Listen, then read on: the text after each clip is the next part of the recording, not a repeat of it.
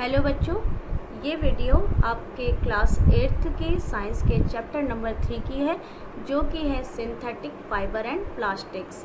तो अब हम यहाँ पे पढ़ेंगे कि सिंथेटिक फाइबर्स क्या होते हैं। ठीक है, यहाँ देखिए ये दो चीज़ें हैं, सिंथेटिक फाइबर और प्लास्टिक।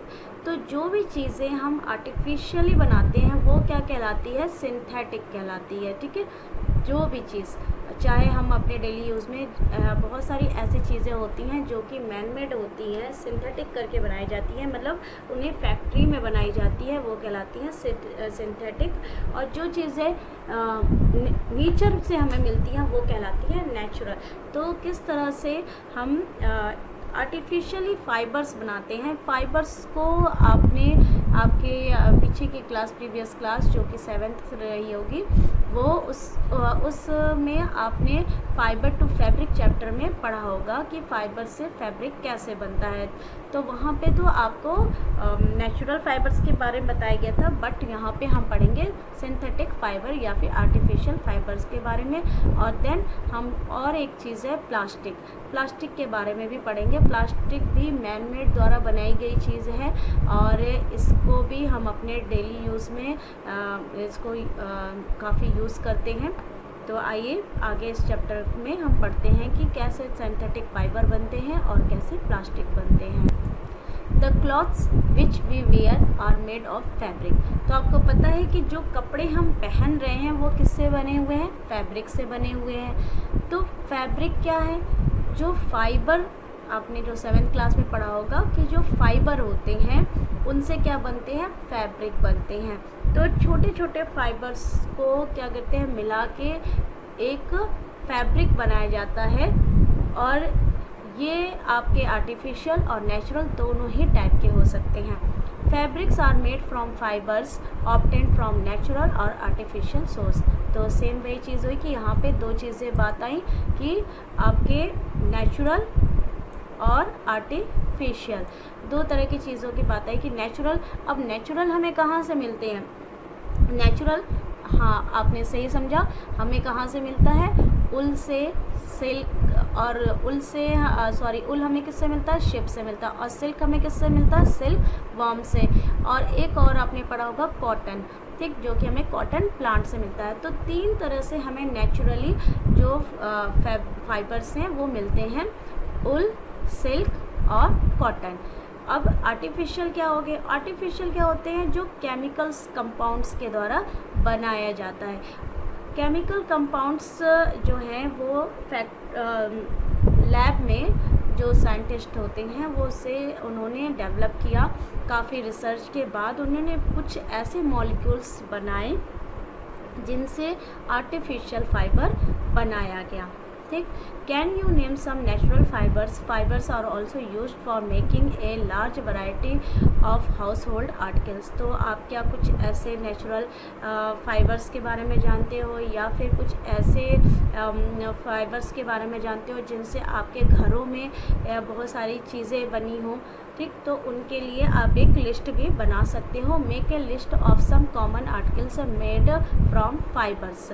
तो आप इस तरह की बहुत सारी, जैसे कि आर्टिफिशियल भी कर सकते हो और नेचुरल भी। तो नेचुरल में अगर आपकी मम्मी के सिल्क की साड़ी हो, आप उसको लिख सकते हो। प्लस कुछ शॉल भी होती हैं, जैसा कि आपने 7th क्लास में भी पढ़ा होगा कि पश्मीना की शॉल जो कि आपके कश्मीरी गोट से बनती है, तो उसको भी आप लिख सकते हो। ठीक, और नेचुरल में क्या है, नेचुरल में जैसे हमारे कर्टन हो गए, हमारे बेडशीट हो गए, और भी जैसे हाउस होल्ड चीज़ें होती हैं, जैसे आप अभी जो पेन यूज़ कर रहे हो, तो इस तरह की बहुत सारी चीज़ें आर्टिफिशियल भी आपको मिल जाएंगी और नेचुरल भी मिल जाएंगी। तो आप इनको एक टेबल में आर्टिफिशियल और नेचुरल के अकॉर्डिंग इन्हें आप डिवाइड कर सकते हो। यहाँ पे देखिए एक टेबल भी दिया हुआ है जिसमें सीरियल नंबर दिया है, नेम ऑफ आर्टिकल्स दिया है, टाइप्स ऑफ फाइबर दिया है। ठीक, कि वो नेचुरल है कि आर्टिफिशियल है। तो आप इसको घर में आराम से फिल कर सकते हो अपने आसपास की चीज़ों को देखते हुए कि कौन से आर्टिफिशियल हैं और कौन से आपके नेचुरल हैं।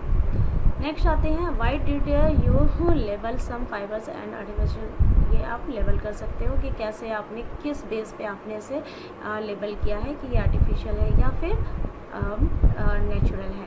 You have read in your previous classes that natural fibres like cotton wool silk etc। Natural आपने पढ़ा ही था, जो मैंने अभी आपको बताया कि नेचुरल फाइबर्स में क्या आते हैं, कॉटन वुल एंड सिल्क आते हैं। और obtained from plants and animals, जो कि दोनों से ही मिलता है। जैसे कॉटन है वो हमें किससे मिलेगा, प्लांट से मिलेगा, और उल और सिल्क किससे मिल रहा है, हमें एनिमल्स से मिल रहा है। उल हमें शिप से और सिल्क हमें सिल्क वॉर्म से मिल रहा है। तो इस तरह से हमें नेचुरल जो फाइबर्स है वो मिल रहे हैं। The synthetic fibres on the other hand are made by human beings. तो और जो सिंथेटिक फाइबर्स है वो हमें कहाँ से मिल रहा है, ह्यूमन, जो भी मैन मेड है, ह्यूमन के द्वारा बनाया जा रहा है, वो कहला रहा है हमारा synthetic fibres. That is why this are called synthetic fibre. तो अब यहाँ पे भी एक क्वेश्चन बहुत अच्छा है कि व्हाट इज़ सिंथेटिक फाइबर या मैन मेड फाइबर। तो इसके लिए आप लिख सकते हो कि the synthetic fibre on the other hand are made by human beings, that is why this are called synthetic fibres और मैन मेड फाइबर्स। तो ये क्वेश्चन भी इस चैप्टर से बहुत ही अच्छा है। अब हम यहाँ पढ़ेंगे कि व्हाट आर सिंथेटिक फाइबर, कि एग्जैक्टली सिंथेटिक फाइबर है क्या। मैंने आपको ये तो बता दिया कि केमिकल कंपाउंड्स होते हैं जिन्हें साइंटिस्ट ने लैब में बनाया, बट ये बना कैसे, इसके बारे में हम पढ़ेंगे। Try to recall the uniform pattern found in a necklace of bead joint with the help of thread. यहाँ पे देखिए आपको एक पिक्चर दिख रही है जिसमें कि क्या किया गया है कि एक नेकलेस बनाई गई है, जो कि किसके सहायता से बनाई गई है, छोटे छोटे बीड्स के द्वारा एक नेकलेस बनाई गई है। ये दिख रही है आपको। तो अब ये देखिए, और try to join a number of paper clips together to make a long chain. और इसी तरह से क्या किया गया है, जो पेपर पेन्स होते हैं उनको भी आपस में जोड़ के एक क्या बनाई गई है, एक चेन बनाई गई है। ये दोनों ही फिगर देखिए। Is there any similarities between the two. अब क्या इन दोनों में कोई आपको सिमिलरिटीज़ दिख रही है, सोचिए ज़रा, दिख रही है? हाँ, एक सिमिलरिटी आपने सही पहचानी कि दोनों ही क्या बना रहे हैं, एक चेन बना रहे हैं। और ये चेन जो बने हुए हैं वो एक जैसी यूनिट से मिलकर बनी है। मतलब यूनिट मतलब कि इसमें जो बिट्स यूज़ किया गया वो एकदम एक साइज के और एक जैसे हैं। और यहाँ पे भी जो पेपर क्लिप की एक जो चेन बन रही है, तो ये जो क्लिप्स हैं वो भी एक जैसे हैं। तो मतलब इनकी जो यूनिट है वो सेम है।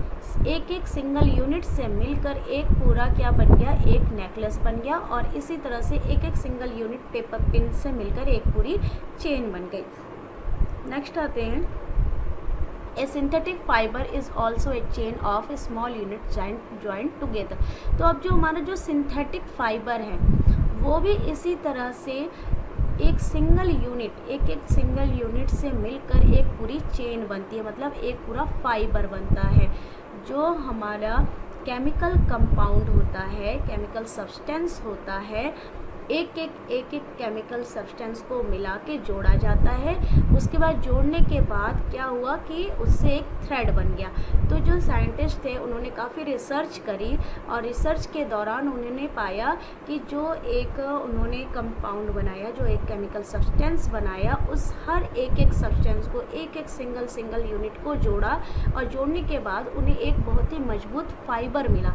तो वो फाइबर, उस पर भी बहुत सारे रिसर्च हुए कि वो मजबूत है कि नहीं है, ड्यूरेबल है कि नहीं। उसके बाद उसकी बहुत सारी क्या हुई, क्वालिटीज़ टेस्ट हुई। तो उस क्वालिटी टेस्ट के बाद ये साबित हुआ कि इस फाइबर का यूज़ हम फैब्रिक यानी कि कपड़े और बहुत सारी अदर प्रोडक्ट्स बनाने में कर सकते हैं। Each small unit is actually a chemical substance. Many such small units combine to form a large single unit called polymer. अब यहाँ पे एक और बहुत अच्छा आपका पॉइंट आया कि व्हाट इज़ पॉलीमर। तो पॉलीमर क्या है, तो यहाँ पे लिख सकते हैं कि small units, when small units combine to form a large single unit is called polymer. तो पॉलीमर क्या हुआ, जैसे कि यहाँ पे देखिए आपने देखा कि यहाँ पे छोटे छोटे बिट्स मिलके एक नेकलेस बनाए, उसी तरह से जो केमिकल सब्सटेंस है वो एक एक कम केमिकल सिंगल यूनिट जो है वो सब्सटेंस मिलके क्या बनाते हैं, पॉलीमर। जैसे यहाँ पे नेकलेस बना, वैसे यहाँ पे क्या बना, पॉलीमर बना। ठीक है। The word polymer comes from 2 Greek words. ठीक है। अब ये जो पॉलीमर है वो वर्ड आया कहाँ से, ये ग्रीक वर्ड है जिसमें पॉली मीन्स मैनी। पॉली का मतलब होता है मैनी यानी बहुत सारा। ठीक, तो ये भी एक अच्छा आपका एक क्वेश्चन हो सकता है कि what is the full form of polymer, या फिर कि ये पॉलीमर्स कहाँ से आया है या इसकी मीनिंग क्या है। तो पॉलीमर्स मीनिंग हो गया आपकी मैनी, एंड मर मतलब होता है पार्ट्स या फिर यूनिट। ठीक, तो छोटे छोटे जो पॉली हैं उनको जोड़ के, सिंगल यूनिट को जोड़ के क्या बना, एक चेन बना और वो कहलाया पॉलीमर।